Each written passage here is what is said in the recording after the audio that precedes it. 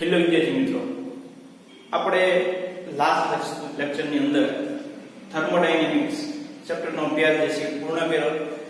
એ ચેપ્ટરની અંદર આપણે નીટ, જેડબલઈ, એપીએમટી એના અલગ અલગ એમસીક્યુ ની પણ આપણે વાત કરી. દરેક થિયરી જે છે આપણે ખૂબ સારી રીતે સમજ્યા. એમાં હવે તમને કોઈ પ્રકારનો કોઈને પ્રોબ્લેમ હશે નહીં. હવે આજના લેક્ચરની અંદર આપણે મિત્રો એક નવા ચેપ્ટરની શરૂઆત કરવા જઈ રહ્યા છીએ. ચેપ્ટર છે 11th પાર્ટ 2 ની અંદર 9 નંબરનો છે હાઇડ્રોજન. આ ચેપ્ટર જે છે મિત્રો અકાર્બનિક રસાયણ વિજ્ઞાન એટલે કે ઇનઓર્ગેનિક કેમિસ્ટ્રીનો જે છે એ પોર્શન છે. આપણે 11th પાર્ટ 1 ની અંદર 3rd નંબરનો ચેપ્ટર જે છે ભણી ગયા. એમાંથી આગળ આજના લેક્ચરની અંદર આપણે ડિસ્કશન કરવા જે છે એ જઈ રહ્યા છીએ. 3rd ચેપ્ટરની અંદર મિત્રો આપણે દરેક તત્વનું જે છે નામ, એની સંજ્ઞા, એનો પરમાણુ ક્રમાંક, એની ઇલેક્ટ્રોન કન્ફિગરેશન, એનું પરમાણુય દળ, અને ન્યુટ્રોનની સંખ્યા એ બધી જે છે વાત શીખી ગયા. સાથે સાથે આઇસોબાર, આઇસોટોપ્સ એવા પોઈન્ટની પણ ડિસ્કશન કરી ગયા. પરમાણુય ત્રિજ્યા, આયનીય કદ, પરમાણુય કદ, આયનીકરણ એન્થાલ્પી, ઇલેક્ટ્રોન પ્રાપ્તિ એન્થાલ્પી, વિદ્યુત ઋણતા, ઓક્સિડેશન અવસ્થા, એના રાસાયણિક ગુણધર્મો, એવા બધા પોઈન્ટની જે છે એ ડિસ્કશન કરી ગયા. સાથે સાથે એના જે છે એ એમસીક્યુ ની પણ આપણે જે છે એ વાત કરતા ગયા હતા. હવે એમાં આવર્ત કોષ્ટકની અંદર ત્યારે જે છે હાઇડ્રોજન તમને બધાને ખ્યાલ હશે કે વચ્ચે મિડલમાં લખેલો હતો. તો એના માટેનું કારણ શું? ત્યારે મેં તમને કીધું હતું અમુક ડિસ્કશન આપણે આગળ કરવાના છીએ. હવે તો એમાં મિત્રો આપણે એક કદમ આગળ જે છે એ જઈએ છીએ અને આપણે હાઇડ્રોજન ચેપ્ટરની જે છે શરૂઆત કરીએ છીએ. આ ચેપ્ટરની અંદર આપણે કેટલા પોઈન્ટ શીખવાના છે? તો પહેલા આપણે એ જાણીશું કે આવર્ત કોષ્ટકમાં હાઇડ્રોજનને મૂકવો કઈ જગ્યાએ. આવર્ત કોષ્ટકમાં હાઇડ્રોજનનું સ્થાન ક્યાં? ડાયહાઇડ્રોજન એટલે શું? એના ડાયહાઇડ્રોજનની બનાવટ, એની પ્રયોગશાળાની અંદર બનાવટ આવશે, એની ઔદ્યોગિક બનાવટ આવશે. ત્યાર પછી એના ગુણધર્મ આવશે, ભૌતિક ગુણધર્મ, રાસાયણિક ગુણધર્મ, એના ઉપયોગો આવશે. ત્યાર પછી હાઇડ્રાઇડ, તો અલગ અલગ 3 પ્રકારના હાઇડ્રાઇડ છે, એના વિશેની જે છે આપણે ડિસ્કશન કરીશું. ત્યાર પછી પાણી, તમે જે છે પાણી પીવો છો પણ એમાં એક્ચ્યુઅલી છે શું, એના વિશેની જે છે આપણે ડિસ્કશન કરીશું. એના બંધારણ વિશેની વાત કરીશું, એની પ્રતિક્રિયાત્મકતા વિશેની વાત કરીશું. અલગ અલગ ડિસ્કશન જે છે પાણી વિશેની કરીશું. ત્યાર પછી એક અગત્યનું સંયોજન જે ઓર્ગેનિક ની અંદર પણ ખૂબ વધારે વપરાય છે એવું હાઇડ્રોજન પેરોક્સાઇડ ની જે છે આપણે ડિસ્કશન કરીશું. હાઇડ્રોજન પેરોક્સાઇડ એટલે શું, એનું બંધારણ છે, એના ભૌતિક ગુણધર્મ છે, એના રાસાયણિક ગુણધર્મ છે, એ બધા સમયને આપણે ડિસ્કશન કરીશું. ત્યાર પછી ભારે પાણી ડ્યુટેરિયમ ઓક્સાઇડ E2O, એના વિશેની જે છે આપણે વાત કરવાની થશે. અને લાસ્ટ ઈંધણ તરીકે ડાયહાઇડ્રોજન વાયુ. એક અત્યારે વૈશ્વિક પ્રશ્ન જે છે એ જો હોય તો એ છે ઈંધણ માટે. તો મિત્રો ડાયહાઇડ્રોજનમાંથી ખૂબ જ સારી એવી જે છે એનર્જી, ઉર્જા જે છે પ્રાપ્ત થાય છે. એટલા માટે આગળના સમયમાં, આવતા સમયની અંદર ડાયહાઇડ્રોજન એક સારામાં સારો ઉર્જાનો સ્ત્રોત તરીકે જે છે એ વિશ્વને મળે એના માટેની જે છે એ અલગ અલગ વાત કરેલી છે. એમાં સીએનજી જે આવે છે 5% હાઇડ્રોજન હોય તો આપણે સસ્તો પડે. તો મિત્રો તમે વિચાર કરો કે વધારે હાઇડ્રોજનના પ્રમાણ વાળું જે છે એ તમે જો ફ્યુલ ઈંધણ જે છે વાપરો તો કેટલો બધો દેશને અને વિશ્વને જે છે બેનિફિટ થાય એના વિશેની જે છે આપણે ડિસ્કશન કરીશું. એટલે ટોટલ આપણે કેટલા પોઈન્ટ ડિસ્કશન કરવાનું થશે? 9 પોઈન્ટની જે છે વાત કરવાની થશે. આમ તો મિત્રો આ ચેપ્ટર જે છે તમને ઈઝી પડશે, પણ અમુક સમયે જે છે એમાં રાસાયણિક પ્રક્રિયા આવશે. આ D2O2 ની, ડાયહાઇડ્રોજન પેરોક્સાઇડ ની છે, પાણીની છે. તો મિત્રો પછી ડાયહાઇડ્રોજનની બનાવટની વાત છે, એમાં રાસાયણિક પ્રક્રિયા આવશે. એટલે રાસાયણિક પ્રક્રિયા મિત્રો તમારે લખીને જે છે પાકી કરવી પડે. એ રિએક્શન તમને યાદ રહે ત્યાં સુધી તમારે એને લખવી પડે. સમજાય જશે એની 100% ની ગેરંટી મારી જવાબદારી છે, એ મારી ફરજ છે કે તમને સમજાય જશે. પણ પાકું કરવા માટે મિત્રો ઇનઓર્ગેનિક કેમિસ્ટ્રી, અકાર્બનિક રસાયણ વિજ્ઞાન, એમાં ખાસ કરીને પ્રક્રિયા સમીકરણ જે છે એ તમારે લખીને જે છે પાકા કરવા પડે. એટલે હજી ઘણા જે છે લખવાની પ્રેક્ટિસ ન કરી હોય તો કરી લેજો.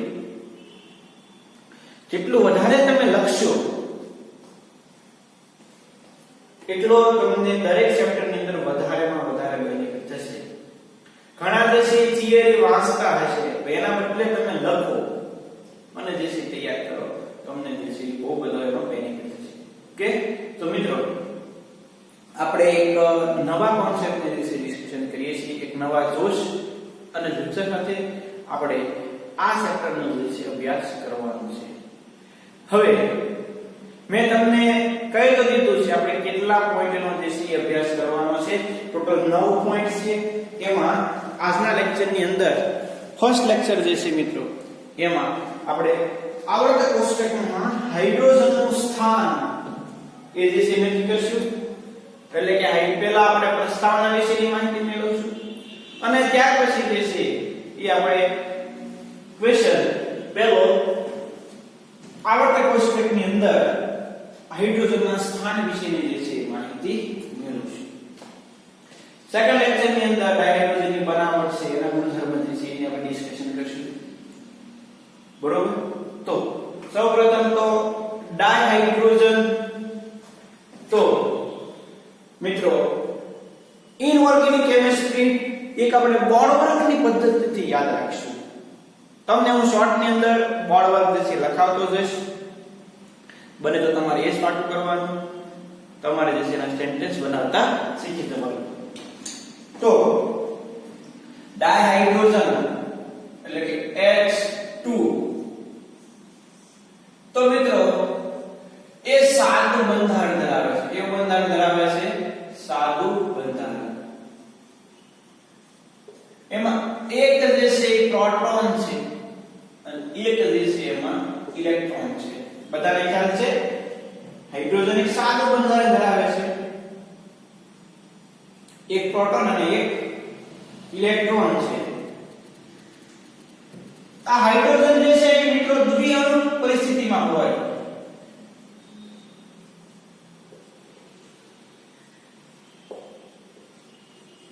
અસ્તિત્વ ધરાવે.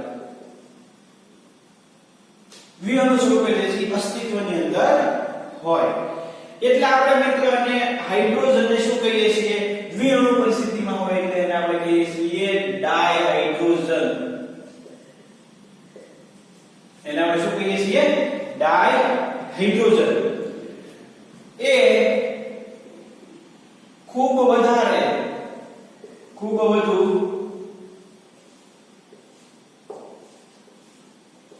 સંયોજનો બનાવે. ડાયહાઇડ્રોજન જે છે એ બહુ બધા એવા સંયોજનો જે છે એ બનાવી શકે. અને મિત્રો ડાયહાઇડ્રોજન જે છે એ ઊર્જાના સ્ત્રોત તરીકે ઉપયોગી છે.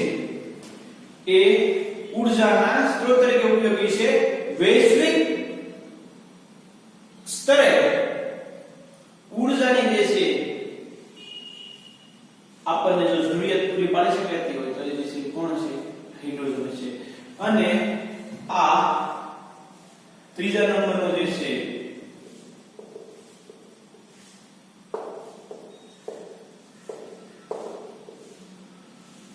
કેટલા નંબરનો છે? એટલે કે મળી આવતા તત્વોમાં ત્રીજા નંબરનું તત્વ છે. આ જે છે થઈ ગયું બોર્ડવર્ક થઈ ગયું. આ જે છે બોર્ડવર્ક થઈ ગયું. ડાયહાઇડ્રોજન એક સાદું બંધારણ ધરાવે. એક પ્રોટોન અને એક ઇલેક્ટ્રોન હોય.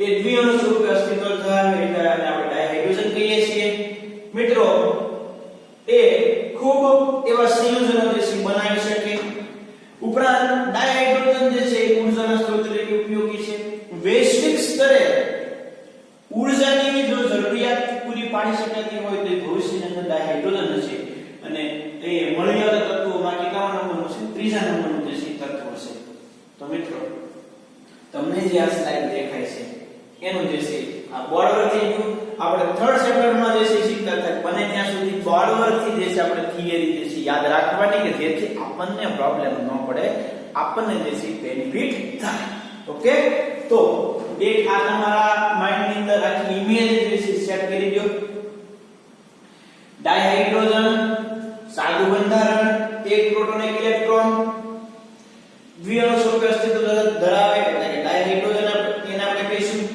ખૂબ જ વધુ સંયોજનો બનાવે છે અન્ય તત્વો સાથે સંયોજાય ઊર્જાના સ્ત્રોત તરીકે જે છે ઉપયોગી છે અને કુદરતમાં મળી આવતા તત્વોમાં જે છે એ હાઇડ્રોજન ત્રીજા નંબરનું તત્વ છે એટલે કે વધારે પ્રમાણમાં જે છે મળી આવતું તત્વ છે ઓકે ત્રીજા નંબરનું તત્વ સ્વરૂપે જે છે એટલે કે આવર્તક કોષ્ટકમાં એનું પહેલું સ્થાન છે આવર્તક કોષ્ટકમાં સ્થાન પહેલું પણ જે તત્વો મળી આવતા હોય કુદરતમાંથી એમાં કેટલા નંબરનું છે ત્રીજા નંબરનું તત્વ છે તો આ સ્લાઇડ વાંચી લો બોર્ડર પર છે બધું આવી ગયું કુદરતમાં આપણી આસપાસ રહેલા બધા તત્વો પૈકી હાઇડ્રોજન તત્વનું પરમાણુ બંધારણ અતિ સાદું છે સાદું બંધારણ ધરાવે છે એમાં એક પ્રોટોન અને એક ઇલેક્ટ્રોન હોય જો પહેલો મુદ્દો એક પ્રોટોન અને એક ઇલેક્ટ્રોન સાદું બંધારણ હોય તમારી રીતે તમે માહિતી બનાવી શકો એ દ્વિઅણુ સ્વરૂપે અસ્તિત્વ ધરાવે એટલે આપણે શું કહીએ છીએ ડાયહાઇડ્રોજન કહીએ છીએ અન્ય તત્વોની સરખામણીમાં હાઇડ્રોજન તત્વ ખૂબ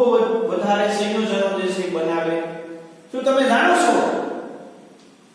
કે હાઇડ્રોજનનો ઉપયોગ ઊર્જાના સ્ત્રોત તરીકે વૈશ્વિક સ્તરે એનો ઉપયોગ જે છે કરવામાં આવે છે તેમજ ઔદ્યોગિક હાઇડ્રોજનનું મહત્વ જે છે ખૂબ વધારે છે આ બધાનો અભ્યાસ આપણે આ ચેપ્ટરની અંદર કરવાનો છે તો ક્લિયર થઈ ગયું ભાઈ આટલી વસ્તુ ડાયહાઇડ્રોજનનું શરૂઆતનો પાર્ટ પહેલો ટોપિક છે આવર્તક કોષ્ટકમાં હાઇડ્રોજનનું સ્થાન આ શરૂ કરતા પહેલા મિત્રો આ બોર્ડ પર જે છે એ લખી નાખો અથવા તો સ્ક્રીનશોટ પડી ગયો પછી જે સુધીરજ લખી નાખ્યો જો ડાયહાઇડ્રોજન સાદું બંધારણ એક પ્રોટોન એક ઇલેક્ટ્રોન દ્વિઅણુ સ્વરૂપે અસ્તિત્વ ધરાવે એટલે ડાયહાઇડ્રોજન કહેવાનું હાઇડ્રોજન જે છે ખૂબ બધા તત્વો સાથે સંયોજાય અને ખૂબ બધું સંયોજનો બનાવે ઊર્જાના સ્ત્રોત તરીકે ઉપયોગી છે એટલે વૈશ્વિક સ્તરે ઊર્જાનો પ્રશ્ન હલ કરવા માટે ડાયહાઇડ્રોજન ખૂબ ઉપયોગી છે અને કુદરતમાંથી મળી આવતા તત્વોમાં ત્રીજા નંબરનું તત્વ જો કોઈ હોય તો કયું છે હાઇડ્રોજન છે ઓકે તો આજે સ્ક્રીનશોટ પડાવી લો અથવા તો લખી લો વિડિયો પોઝ કરીને હાલો ત્યાર પછી હવે આ પ્રસ્તાવના થઈ હવે મિત્રો આપણે જે છે એ શીખવા જઈ રહ્યા છીએ આવર્તક કોષ્ટકમાં હાઇડ્રોજનનું સ્થાન કેમ હાઇડ્રોજનને ક્યાં મૂકવું એવો પ્રશ્ન ઉત્પન્ન થયો વૈજ્ઞાનિકોએ પહેલા તો એને ખૂણામાં પહેલા આવર્તની અંદર જે પહેલા સમૂહમાં મૂકી દીધો હતો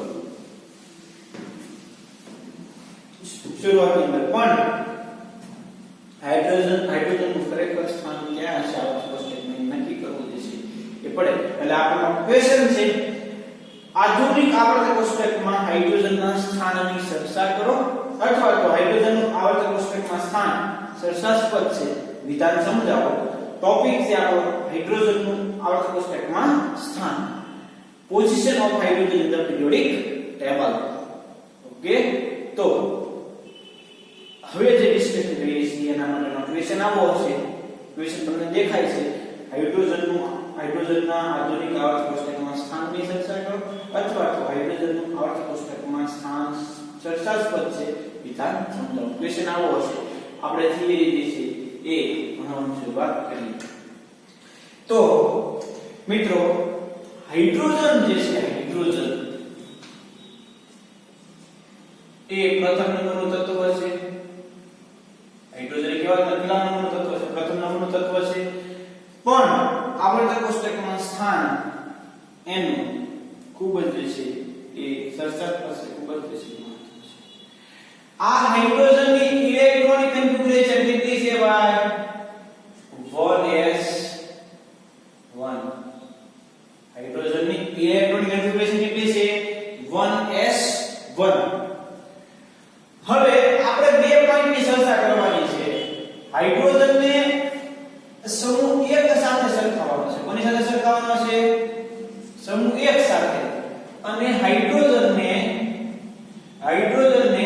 સમૂહ 17 સાથે સરખાવવાનો છે આ બે પોઈન્ટ ડિસ્કશન કરવાની છે સમૂહ 1 એટલે તમારા માઇન્ડમાં ખ્યાલ આવી ગયો સમૂહ 1 એટલે કોણ lithium sodium potassium rubidium caesium ને ફ્રાન્સિયમ સમૂહ 17 એટલે ફ્લોરિન ક્લોરિન બ્રોમિન અને આયોડિન એટલે તમારા મગજની અંદર તરત સ્ટ્રાઇક થઈ જાય તો ત્રીજો ચેપ્ટર યાદ કરવું પડે આપણે સમૂહ 1 કઈ બાજુ હશે આવર્તક કોષ્ટક હોય તો આ બાજુ સમૂહ 17 ક્યાં છે આ બાજુ જો મેં રીતે લખ્યું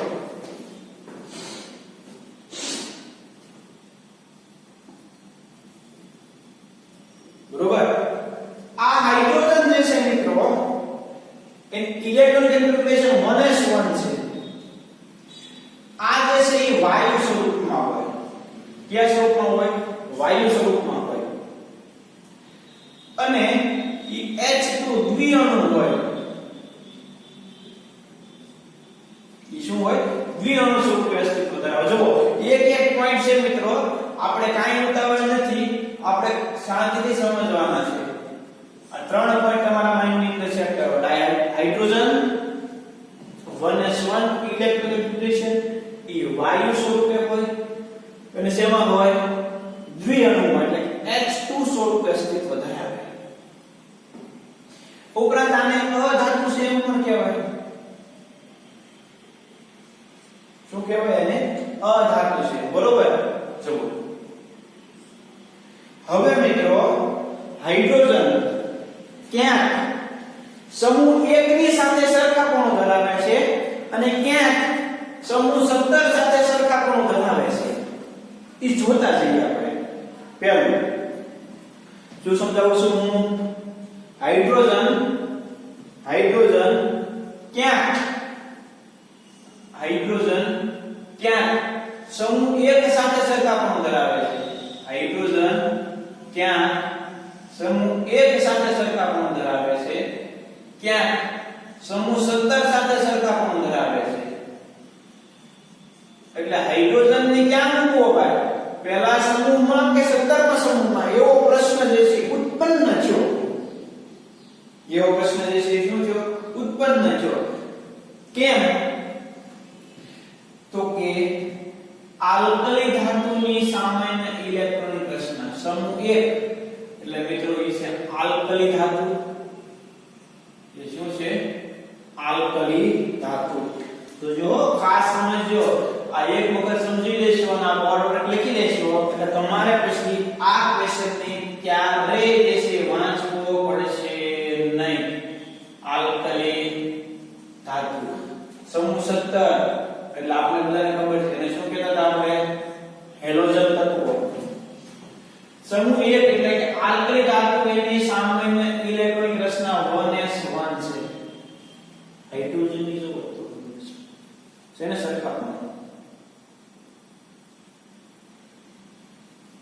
સમૂહ 1 સાથે જે છે સરખાપણાનું ઉદાહરણ ધરાવે સમૂહ 1 ના તત્વો જે છે એક ઇલેક્ટ્રોન ગુમાવે એટલે કે લિથિયમ હતો તો એ લિથિયમ +1 થાય ને એક ઇલેક્ટ્રોન ગુમાવે તો મિત્રો હાઇડ્રોજન એ શું કરે જો એક ઇલેક્ટ્રોન ગુમાવે અને ધન આયન જેસી બનાવે જો આ એક સરખાપણું છે આલ્કલી ધાતુ જેવી રીતે એક ઇલેક્ટ્રોન ગુમાવીને ધન આયન બનાવી શકે એવી જ રીતે હાઇડ્રોજન પણ એક ઇલેક્ટ્રોન ગુમાવીને ધન આયન બનાવી શકે ધારો કે સોડિયમ સોડિયમ +1 પ્લસ ઇલેક્ટ્રોન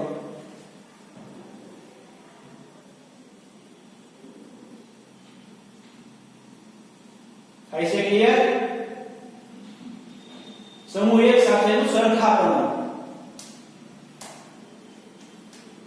કોની સાથેનું સરખાપણું છે સમૂહ એક સાથેનું સરખાપણું એટલે જે છે આપણે થોડુંક જે છે અહીંયા લખવાનું આગળ સાથે લખતા જઈએ. આ સમૂહ એક સાથેના સરખાપણાની વાત છે.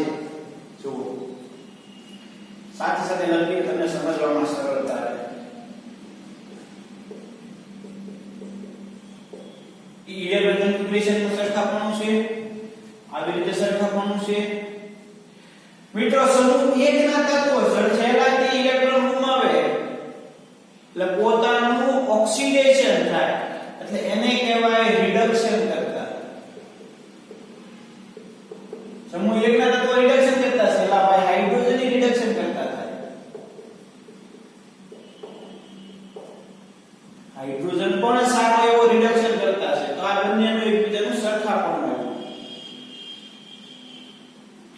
સમૂહ એકના તત્વ જે છે મિત્રો ઈ ઓક્સિજન સાથે સંયોજન આવા સંયોજનો બનાવે, હાઇડ્રોજન બનાવે.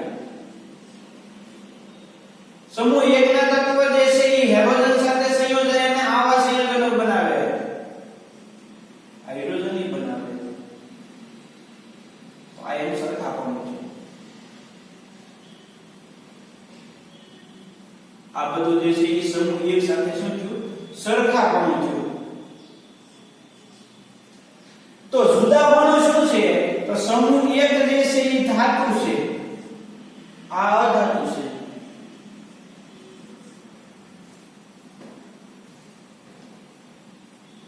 આ એનું અલગપણું છે. આ ધાતુ છે, ઓલા શું છે? અધાતુ છે. મિત્રો આની આયનીકરણ એન્થાલ્પી જે છે ઓછી હોય. સમૂહ એકના તત્વની આયનીકરણ એન્થાલ્પી ઓછી હોય. લિથિયમની તમે જોવો ને તો 520 કિલોજૂલ હોય, કિલોજૂલ પર મોલ. આની વધારે હોય 1332 આજુબાજુ હોય. ચોક્કસ ફિગર હું જે છે આપણે સ્લાઇડ પર લખી નાખશું પણ યાદ રાખો 1300 ઉપર હોય. તો આ બે વચ્ચે ઊંચું અલગ પણ ઊંચું હોય. આને આની અંદર ઓછી હોય, ઓલાની જે છે વધારે હોય. તો આવી રીતે ક્યાં હાઇડ્રોજન સમૂહ એક બે એક સરખા છે, ક્યાં એકબીજાથી અલગ અલગ છે. એટલે પ્રશ્ન એવો ઉત્પન્ન થયો કે હાઇડ્રોજનને પહેલા સમૂહમાં મૂકી શકાય નહીં, કારણ કે આ મિત્રો એનું જુદાપણું, આ એનું જુદાપણું અને આ એનું સરખાપણું, આ એનું સરખાપણું. આનું સોલ્યુશન કેમ લાવવું પડે? તો કે હવે જુઓ તમે આ સમૂહ એક સાથે હાઇડ્રોજન આપણે ડિસ્કશન કરતા.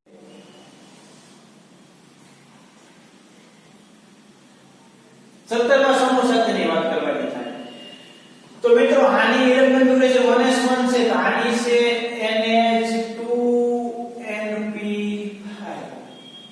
જેવી રીતે નોબલ ગેસમાં એક ઇલેક્ટ્રોન ઘટે, નિષ્ક્રિય વાયુની રચના શું થાય? નોબલ ગેસ નિષ્ક્રિય વાયુ તો કે NH2NP6.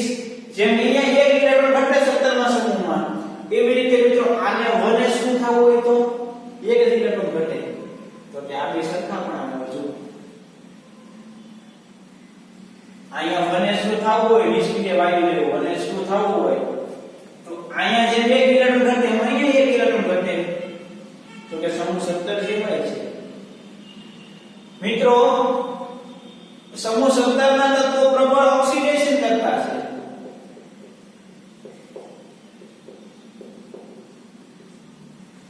તો હાઇડ્રોજન પણ ઓક્સિડેશન કરતા છે. કેમ? તો કે હાઇડ્રોજન જે છે મિત્રો એક ઇલેક્ટ્રોન મેળવીને H- 1 બનાવે. તો આ કેમ કરે?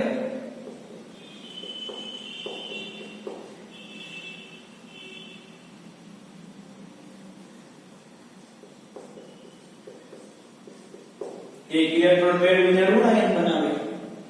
તો કે આ બે સરખાપણા આવે. જો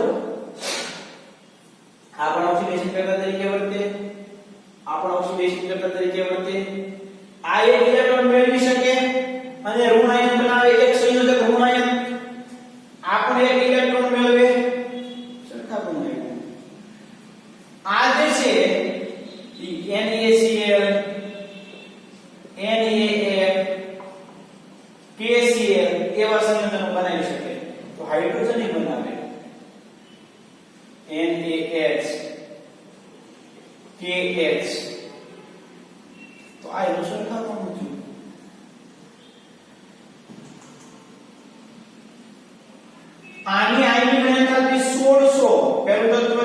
1600 કિલો જૂલ પર મોલ જેટલી હોય.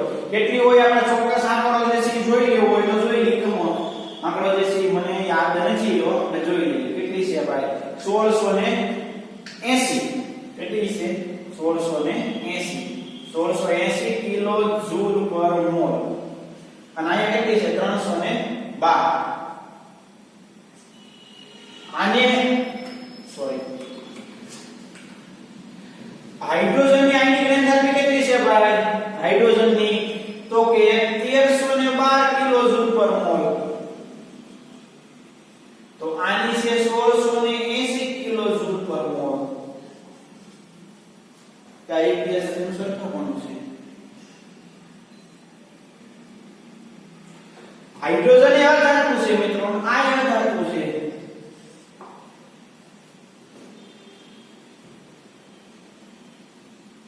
તો હવે પ્રશ્ન છે કે એને મૂકવો ક્યાં? ઘણીવાર પહેલા સમૂહ જેવું વર્તન ધરાવે, ઘણીવાર 17મા સમૂહ જેવું વર્તન ધરાવે. એટલે મિત્રો મોટો પ્રશ્ન ઉત્પન્ન થયો કે હાઇડ્રોજનને મૂકવો ક્યાં?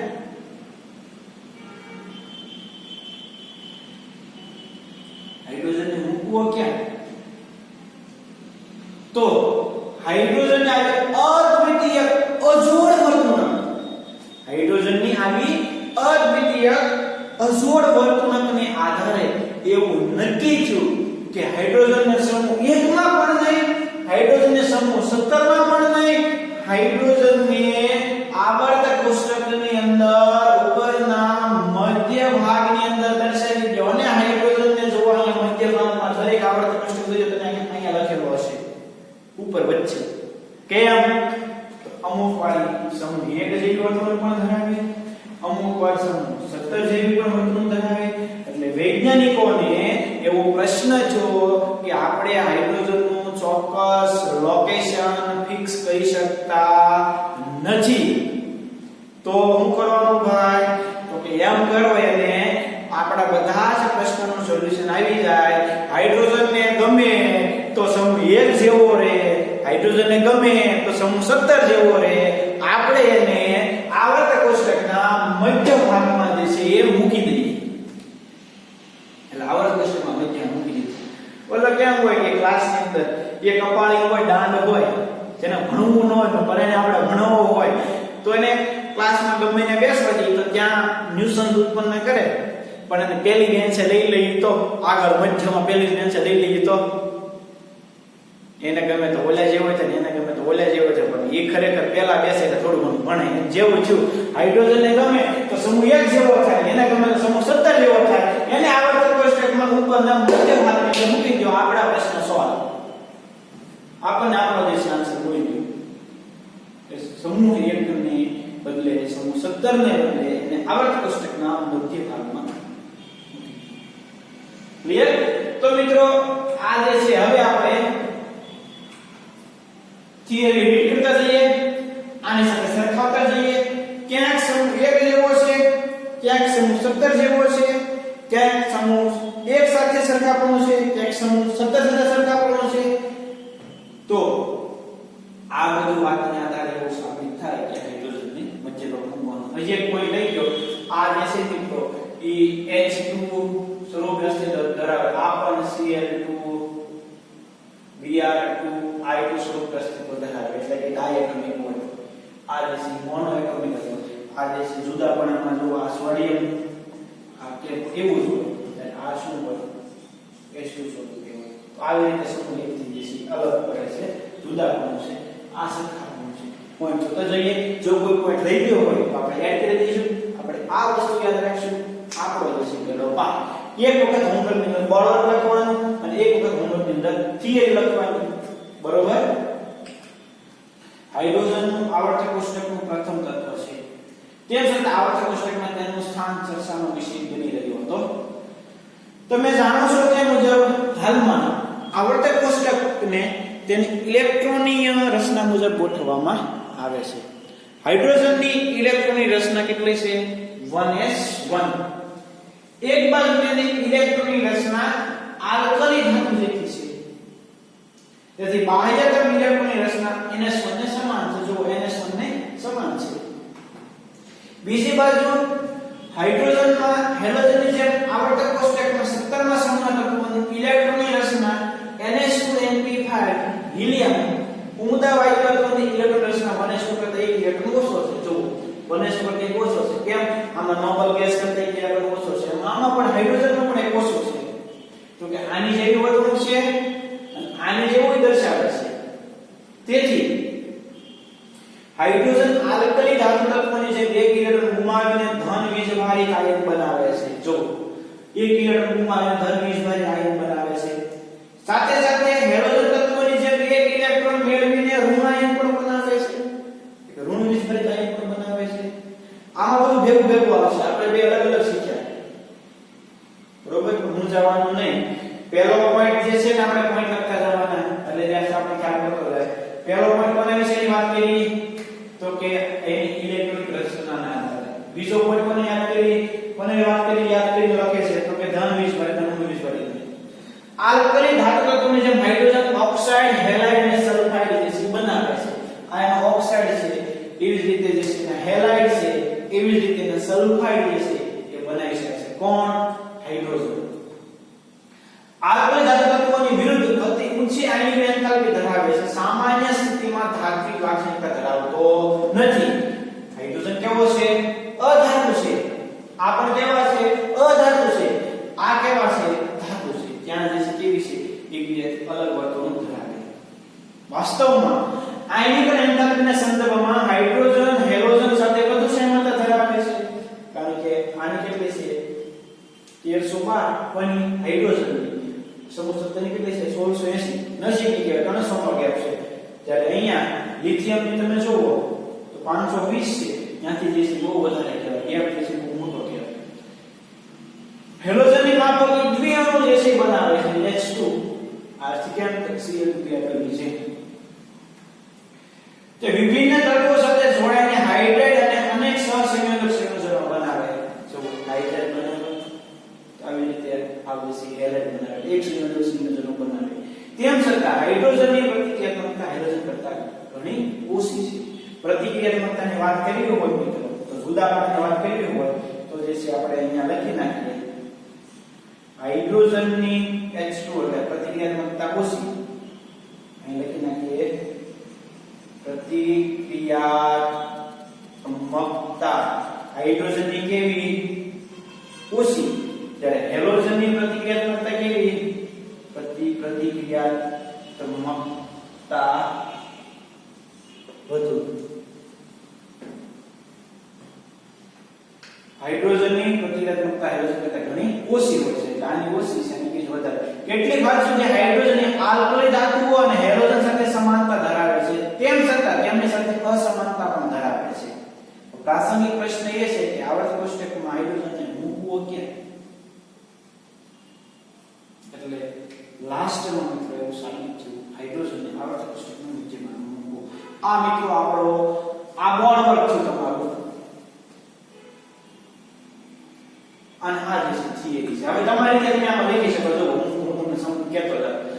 આવર્તક કોષ્ટકનું હાઇડ્રોજનમાં સ્થાન બરોબર તમારે જે છે એ જોતું જવાનું. સામાન્ય રીતે હાઇડ્રોજન જે છે પ્રથમ આવર્તક કોષ્ટકમાં પ્રથમ નંબરનું તત્વ છે. એક અત્યારે વણપીલો પ્રશ્ન હતો કે હાઇડ્રોજનને ક્યાં મૂકવું. ઉદાહરણ તરીકે હાઇડ્રોજન સમૂહ 1 એટલે આલ્કલી ધાતુ જેવી જેમ સરખા કણામાં ઇલેક્ટ્રોન કન્ફિગરેશન ધરાવે છે. અમુક વાર તમે વિચારો તો કે 17મા સમૂહમાં જેવી રીતે ઉમદા વાયુ કરતા ઇલેક્ટ્રોન ઓછો છે તેવી રીતે હાઇડ્રોજનમાં પણ ઉમદા વાયુ કરતા એક ઇલેક્ટ્રોન કેવો છે? ઓછો છે. હાઇડ્રોજન એક ઇલેક્ટ્રોન ગુમાવીને ધન આયન બનાવે છે. એવી રીતે આલ્કલી ધાતુ તત્વો પણ ધન આયન બનાવે છે. ઉપરાંત જેવી રીતે હેલોજન તત્વ એક ઇલેક્ટ્રોન મેળવીને ઋણ આયન બનાવે છે તેવી જ રીતે હાઇડ્રોજન પણ એક ઇલેક્ટ્રોન મેળવીને ઋણ આયન બનાવી શકે છે. આમ ઘણીવાર જે છે સમૂહ 1 સાથે અને સમૂહ 17 સાથે સમાનતા ધરાવે છે. એ સમૂહ 1 ના તત્વોને જેમ રિડક્શન કરતા તરીકે વર્તી શકે, સમૂહ 17 ના તત્વોને જેમ ઓક્સિડેશન કરતા તરીકે પણ વર્તી શકે. આ મટીરીયલમાં આમાં નથી પણ યાદ રાખી દેવાનું આપણે. સમૂહ 1 ના તત્વ જેવા ઓક્સાઇડ બનાવે છે એવા ઓક્સાઇડ એવા જ હેલાઇડ જે છે સમૂહ 1 ના તત્વો પણ બનાવી શકે. ઉપરાંત સલ્ફાઇડ પણ જે છે બનાવી શકે. એવી જ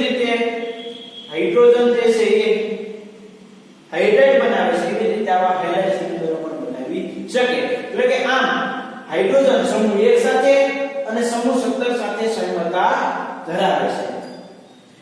હાઇડ્રોજન સમૂહ 1 થી અમુક અંશે જુદો પડે છે. કેવી રીતે?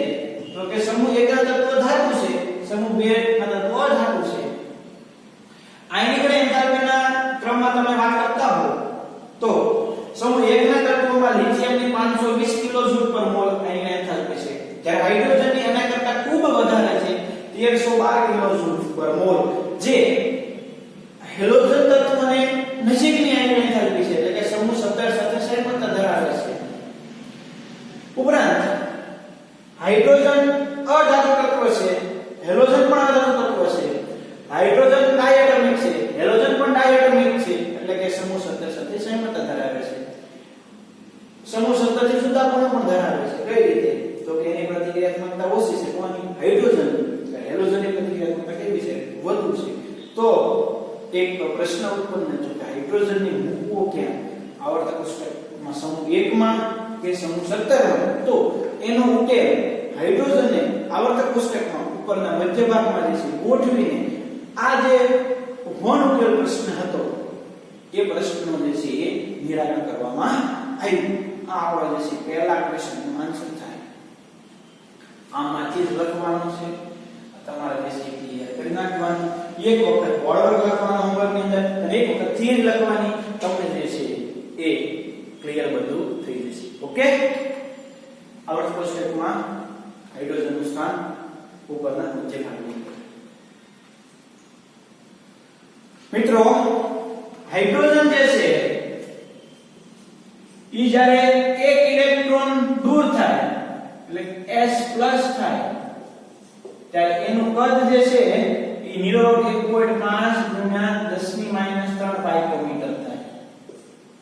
હાઇડ્રોજન જ્યારે એક ઇલેક્ટ્રોન ગુમાવે ત્યારે એનું કદ કેટલું થાય? 1.5 × 10⁻³ પાઇકોમીટર. સામાન્ય રીતે કોઈ પણ આયન હોય તો એનું કદ જે છે એનું આયનીય કદ હોવું જોઈએ 50 થી 200 પાઇકોમીટર. એટલે મિત્રો S+ એ સ્વતંત્ર અસ્તિત્વ ધરાવી શકતો નથી, સ્વતંત્ર અસ્તિત્વ ધરાવી ન શકે. કોણ? S+. કેમ? એનું કદ કેટલું છે? એનું આયનીય કદ કેટલું છે? 1.5 × 10⁻³ પાઇકોમીટર. તો S+ મુક્તપણે અસ્તિત્વ ન ધરાવી શકે, એટલા માટે બીજા કોઈ પણ પરમાણુ કે અણુ સાથે જે છે જોડાયેલો હોય, ઉદાહરણ તરીકે S+ પ્લસ H2O એને કહેવાય H2O+. જો અણુ સાથે સંયોજાઈ ગયો ત્યારે S+ તરીકે સ્વતંત્ર અસ્તિત્વ એ ધરાવી શકશે નહીં. પાણીના અણુ સાથે સંયોજાઈને H3O+ બનાવી દે. તો આવી અજોડ અદ્વિતીય વર્તણૂકને કારણે હાઇડ્રોજનને એકમ 3 માં શીખી ગયા કે ઉપરના મધ્ય ભાગની અંદર છે. તો મિત્રો, તમને બધાને જે છે હવે આ દરેક પોઈન્ટ જે છે ક્લિયર થઈ ગયા છે, સમજાઈ ગયા છે, કોઈ પ્રોબ્લેમ નહીં હોય. ખાસ ક્વેશ્ચન 1 આપણને ક્લિયર થઈ જવો જોઈએ. તમને ક્વેશ્ચન એવો પણ આવી શકે, S+ આયન સ્વતંત્ર અસ્તિત્વ ધરાવી શકતો નથી, સમજાવો શા માટે? ક્વેશ્ચન શું આવી શકે? S+ આયન સ્વતંત્ર અસ્તિત્વ ધરાવી શકતો નથી, શા માટે? તો એનો આન્સર એવો આવશે કે જ્યારે S+ આયન બને ત્યારે એનું આયનીય કદ 1.5 × 10⁻³ પાઇકોમીટર હોય. પરંતુ જ્યારે કોઈ પણ આયન બને અને જો સ્વતંત્ર અસ્તિત્વ ધરાવવું હોય તો એનું આયનીય કદ આની વચ્ચેનું હોવું જોઈએ, 50 પાઇકોમીટર થી 200 પાઇકોમીટર ની વચ્ચેનું. પણ હાઇડ્રોજનનું ખૂબ જ આયનીય કદ ઓછું છે, એટલા માટે હાઇડ્રોજન કોઈ પણ અણુ કે પરમાણુ સાથે સંયોજાય છે. ઉદાહરણ તરીકે S+ plus H2O gives H3O+, એટલે કે સ્વતંત્ર અસ્તિત્વ ધરાવી શકે. એનું કારણ છે કે આયનીય કદ ખૂબ જ સૂક્ષ્મ છે, એટલા માટે. બરોબર મિત્રો? તો આ વાત કરી આપણે હાઇડ્રોજનનું આવર્તક કોષ્ટકની અંદર સ્થાન. આજે મિત્રો આપણે અહીંયા સુધી રાખીએ. એક ક્વેશ્ચન જે છે આપણે ભણ્યા. કયો ક્વેશ્ચન હતો? તો કે હાઇડ્રોજનનું આવર્તક કોષ્ટકમાં સ્થાન. ખાસ મિત્રો ક્વેશ્ચન બધાને જે છે ક્લિયર થઈ જવો જોઈએ કે હાઇડ્રોજન જે છે એ આલ્કલી ધાતુ તત્વ અને હાઇડ્રોજન સમૂહ બંને સાથે સરખાપણું પણ ધરાવે, બંને સાથે અલગપણું પણ ધરાવે. પણ એ પ્રશ્નનો નિરાકરણ જે છે લાસ્ટ અંદર આપણે લાવ્યા અને કીધું આવર્તક કોષ્ટકના ઉપરના મધ્ય ભાગમાં હાઇડ્રોજનને દર્શાવ્યું. ઓકે, તો અહીંયા સુધીનું દરેક મિત્રો એ જે છે ખાસ ક્લિયર કરવાનું. આમાં કોઈ પ્રકારનો પ્રોબ્લેમ થવો જોઈએ નહીં. બે ક્વેશ્ચન ભણ્યા, એક આ અને બીજું S+ આયન સ્વતંત્ર અસ્તિત્વ ન ધરાવી શકે એના માટેનું કારણ તો કે S+ આયન બને ત્યારે એનું આયનીય કદ હોય 1.5 × 10⁻³ માઇક્રોમીટર. જો કોઈ પણ આયન સ્વતંત્ર અસ્તિત્વ ધરાવતો હોય તો એનું કદ હોવું જોઈએ 50 થી 200 માઇક્રોમીટર. ખરેખર એના કરતા હાઇડ્રોજનનું કદ ખૂબ સૂક્ષ્મ છે એટલે સ્વતંત્ર અસ્તિત્વ ન ધરાવી શકે. એ કોઈ પણ અણુ કે આયન સાથે સંયોજાઈ જાય અને સંયોજાય S+ H2 બનાવે H3O+. આમ ઉપરોક્ત બધી જ અદ્વિતીય કસોટીઓના આધારે એવું સાબિત થયું કે હાઇડ્રોજનને આવર્તક કોષ્ટકના મધ્ય ભાગની અંદર દર્શાવ્યું. ખાસ બોર્ડ પર જે છે બધાને ક્લિયર થઈ જવું જોઈએ. ક્લિયર? તો આજે આપણે અહીંયા સુધી રાખીએ.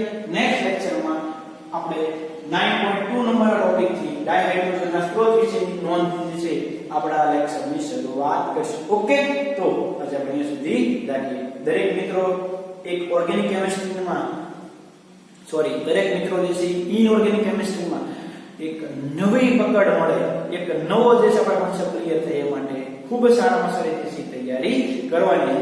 હોમવર્કની અંદર બોર્ડ વર્ક એક વખત આ મેં મારા રીતે લખ્યું છે, તમે તમારી રીતે મારા કરતા પણ બેસ્ટ લખી શકો. જો તમે આ બોર્ડ વર્ક એક વખત લખવાનું અને એક વખત જે છે થિયરી લખવાની. દરેક મિત્રો એ જે છે ખાસ સારામાં સારી તૈયારી કરવાની. ઓકે, તો આપણે અહીંયા સુધી રાખીએ. નેક્સ્ટ લેક્ચરમાં આ ટોપિક થી આપણા લેક્ચરની શરૂઆત કરીશું. Okay, thank you.